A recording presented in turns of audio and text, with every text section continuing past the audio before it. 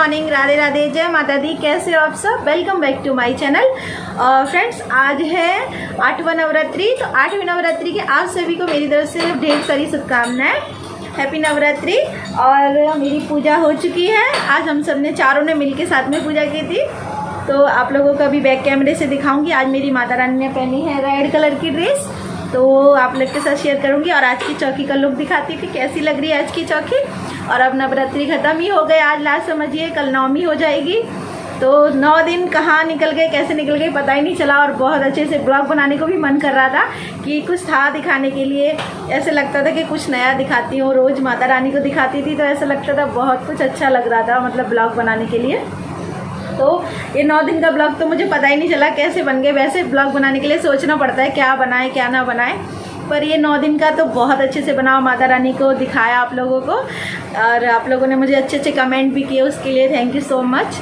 कि आप लोगों ने हर रोज़ मुझे बताया कि मेरी माता रानी कैसी लग रही है, उनकी चौकी कैसी लग रही है, तो उसके लिए धन्यवाद। और आप लोगों को अभी मैं दिखाती हूँ बैक कैमरे से कि आज मेरी माता रानी कैसी लग रही हैं। और उसके बाद में थोड़ी सी आज मुझे आपसे बातें करनी है, तो मैं बाद में करूँगी। पहले आपको माता रानी का लुक दिखाती हूँ।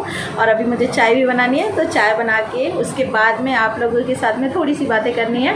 क्योंकि कल ना बाकी बिहारी दीदी करके, बाकी बिहारी उनका चैनल है वो दीदी का, और उनका नाम तो मुझे याद नहीं है, मगर उनका बाकी बिहारी करके चैनल है। मगर वो बहुत अच्छी दीदी हैं और वो सबको सपोर्ट करती हैं। तो कल उन्होंने कुछ बातें कही थी, उनका वीडियो देखा था, उससे मुझे भी बहुत मतलब बुरा लगा। और सुन के उनकी बातें थोड़ा सा मैं भी बहुत इमोशनल, और टाइम ही वो ऐसा था जिस बारे में उन्होंने कल बात की थी कि उस टाइम सभी इमोशनल थे, सबको ही दुख हो रहा था। तो मुझे उसके बारे में थोड़ा सा कुछ बताना है। चलिए, माता रानी ने आज पहनी है रेड कलर की पोशाक, और मेरी माता रानी कैसी लग रही है प्लीज़ कमेंट करना। आज का चौकी का लुक कैसा लग रहा है?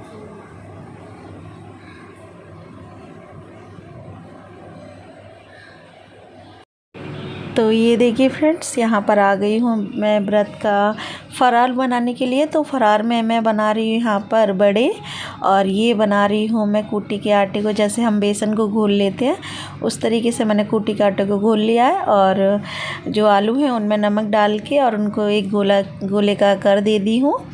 और अभी इसको जो मैंने कूटी का आटा घोल के रखा है इसमें भी थोड़ा सा नमक डाला है और बटाटा में भी थोड़ा सा नमक डाला है। तो अभी मैं ये गोल सा जो मैंने टिक्की बना लिया है, बड़ा बना लिया, इसको मैं इसमें डिप करूँगी।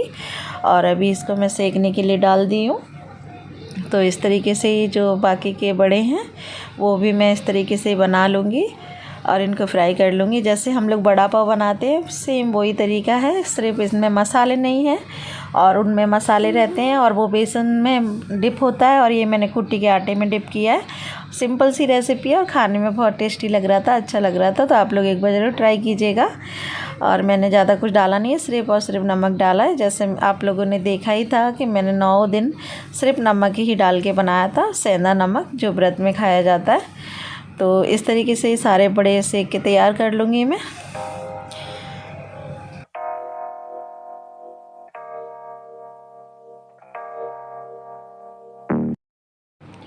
तो ये देखिए फ्रेंड्स, जो बड़े हैं वो सिक के तैयार हो गए हैं।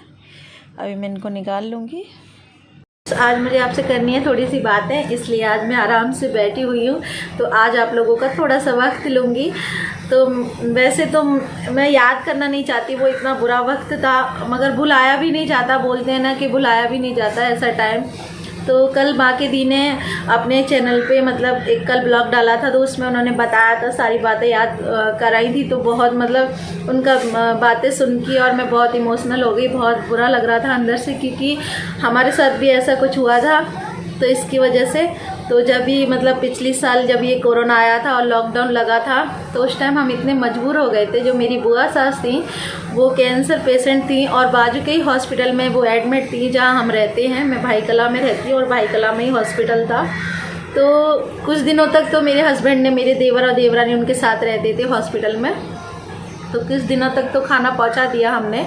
और उसके बाद में जब हमारी बिल्डिंग में कोरोना के पेशेंट निकल आए तो हमारी बिल्डिंग सील हो गई और हम नहीं निकल पा रहे थे। तो मेरे देवर ने भी, जैसे बाकी दी ने कल बताया था कि लोग लाइन में लेके खाना ले रहे थे अपना पेट भरने के लिए, कैसे कैसे अपना टाइम निकाल रहे थे, तो वैसे ही सेम पोजीशन मेरे देवर और देवरानी पर भी आ गई थी। क्योंकि और हम इतने मजबूर थे कि हम बिल्डिंग से निकल ही नहीं सकते थे, हम खाना ही नहीं पहुंचा पा रहे थे। कुछ दिनों तक पहुंचा के आते थे मेरे हस्बैंड कैसे भी चोरी छुपे जाके, पर जब भी कोरोना पेशेंट निकल आया बिल्डिंग में और सील हो गई बिल्डिंग, तो हम लोग नहीं उतर पा रहे थे नीचे, तो इस वजह से खाना नहीं पहुंचा पा रहे थे। तो उन्होंने भी खाना इस तरीके से लिया और खाया। मतलब वो इतने रिच हैं, बहुत अच्छे हैं, मतलब भगवान की कृपा से किसी बात की कमी नहीं है। पर उस टाइम पैसा भी काम नहीं आ रहा था, इतना बुरा वक्त था वो कि वो कुछ खरीद के भी खा नहीं पा रहे थे। फिर उसके बाद में जब लॉकडाउन हो गया था पूरी तरह से, तो उस टाइम कोरोना बहुत पेशेंट बढ़ रहे थे। तो मेरे जो बुआ सास थी तो उनको डिस्चार्ज कर दिया गया। हॉस्पिटल में इतनी जगह नहीं थी कि उनको रखा जाए।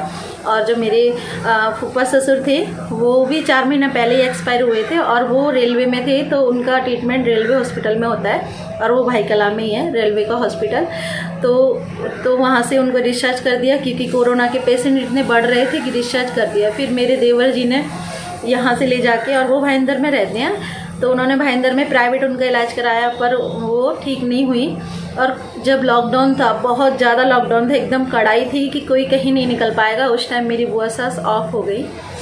और फिर उसके बाद हम लोग कैसे कैसे करके तो भाईंदर पहुँचे, क्योंकि भाई कला से और भाईंदर का रास्ता बहुत दूर है, 2 घंटे का सफ़र है। तो हम, मेरे हस्बैंड ने कैसे करके तो कहीं से भी गाड़ी की और हम लोग कैसे तो पहुँचे।